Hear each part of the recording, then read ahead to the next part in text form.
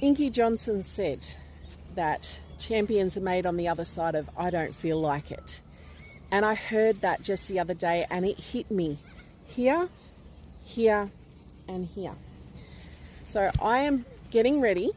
I am 30 hours away from hosting my first solo event in terms of an event that is driven by me, that is coming from my experiences and is me showing up to invite people to come and sit in culture and in ceremony with me, to connect with the empowered warrior heart, to connect with something that I feel called to share with the world, something that I've had to become in my own life.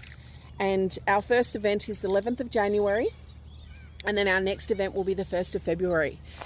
And I felt really called and compelled to bring this into the world because I see so many women, so many people who have been through trauma or adversity or mental health, First Nations people, our youth, our babies questioning themselves, going, how they don't even know who they are, or they don't feel like who they are in their hearts and their truth.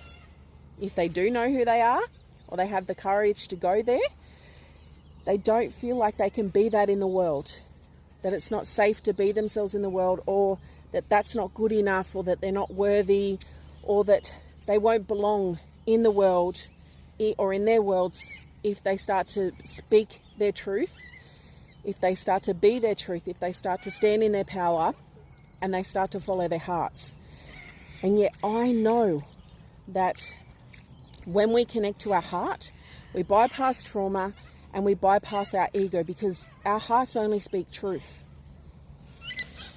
And there's so many people who say, just be yourself in the world. Just be authentic.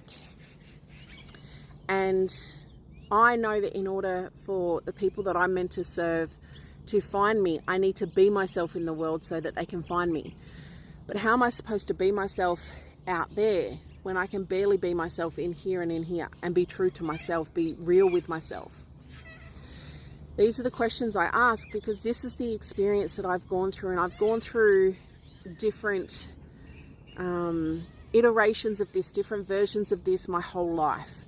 When I've come to a crossroads or a meeting point where who I was and who I currently am is no longer going to be the woman or the self that can carry me forward. And at some seasons that transition has been smooth